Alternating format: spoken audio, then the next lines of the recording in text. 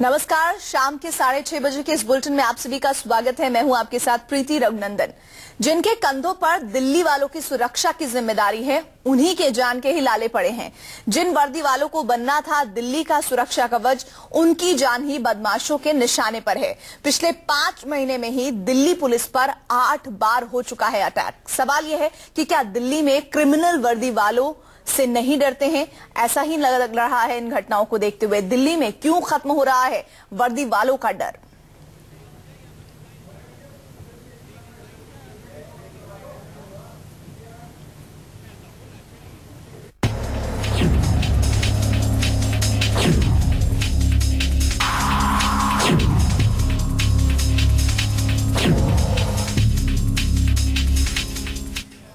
तो दिल्ली पुलिस पर हमले की ताजा वारदात हुई है रोहिणी इलाके में, जहां बीती रात 4 बदमाशों ने 2 पुलिस वालों पर ताबड़तोड़ फायरिंग की है। एक पुलिस वालों की तो मौत हो गई, जबकि दूसरा जिंदगी और मौत के बीच झूल रहा है। पूरे मामले में अभी तक पुलिस के हाथ खाली है। उनके पास इस बात का कोई जवाब नहीं है कि किसने उनके ही जवानों को बनाया है निशाना। तो आप समझ सकते हैं, ऐसे में जनता की सुरक्षा भगवान भरोसे ही है।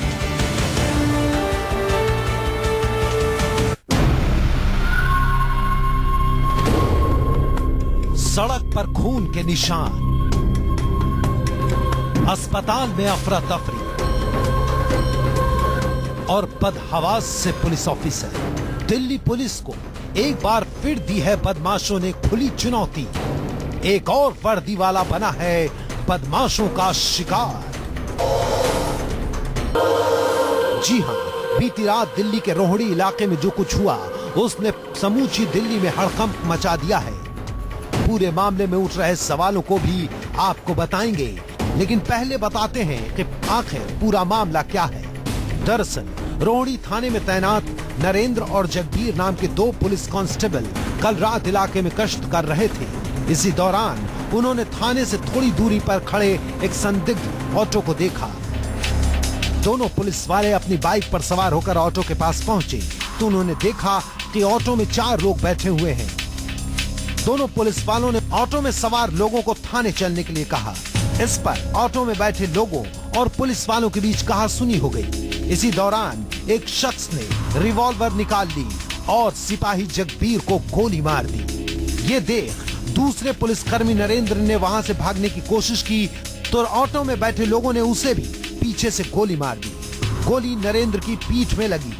दोनों पुलिस वालों को गोली मारने के बाद ऑटो में सवार 4 लोग फरार हो गए। इतना ही नहीं, ऑटो में बैठे 4 शख्स भागते वक्त पुलिस वालों के हथियार भी लेते गए। बुरी तरह जख्मी दोनों पुलिस वालों को अस्पताल ले जाया गया, जहां जगबीर की मौत हो गई, जबकि नरेंद्र की गंभीर हालत देखते हुए उसे जयपुर गोल्डन हॉस्पिटल रेफर कर दिया गया है।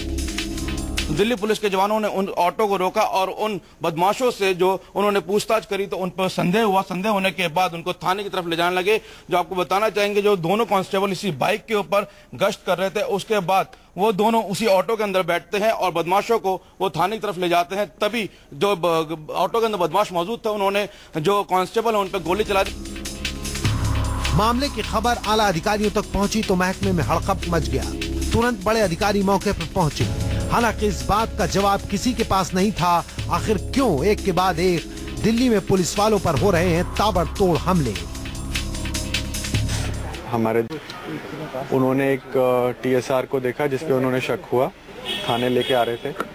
इतने में ही जो अंदर बैठे हुए थे TSR के, उन्होंने एक वेपन निकाला और एक कांस्टेबल को फायर किया, जिसको चेस्ट में लगी है बुलेट, कांस्टेबल जगबीर सिंह। और दूसरे कांस्टेबल को भी उन्होंने दोबारा फायर किया। इतने में वो वहां से निकल रहा था, भाग रहा था और सपोर्ट लाने के लिए, तो उसको बैक में चोट लगी है, जो कि अभी एडमिटेड है हॉस्पिटल में। 2 दिन पहले ही दिल्ली के कनॉट प्लेस में 3 बदमाशों ने 2 पुलिस वालों पर फायरिंग कर दी थी। हालांकि इस मामले में गनीमत ये रही कि पुलिस वालों की जान बच गई।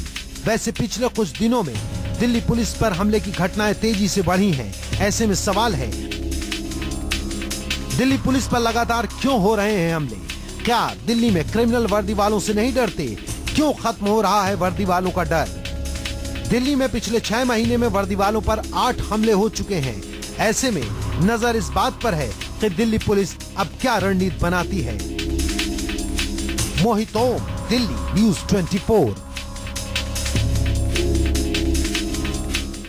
वाकई में इस तरह की खबरें इसलिए भी चिंता में डाल देती है कि दिल्ली पुलिस जिन पर सुरक्षा का जिम्मा है उन्हीं के साथ इस तरह की वारदातें हो रही हैं और अभी तक दिल्ली पुलिस के हाथ खाली है। और ऐसे में हम आपको अभी 2 तस्वीरें दिखाते हैं। ये 2 तस्वीरें 6 महीने में 8 हमलों की तस्दीक करती हैं। 2 दिन पहले कनॉट प्लेस में भी इस तरह की वारदात को बदमाशों ने अंजाम दिया था। हालांकि पुलिस वाले बाल बच गए थे, लेकिन आज आपको हम जो तस्वीरें दिखा रहे हैं वो रोहिणी इलाके की है, जहां पर 2 कांस्टेबल्स पर शिकार किया गया है बदमाशों के द्वारा और एक की मौत हो गई है और दूसरे की हालत बेहद गंभीर बताई जा रही है। 11 अक्टूबर 2014 को कनॉट प्लेस में 3 बदमाशों ने 2 पुलिस वालों पर फायरिंग की।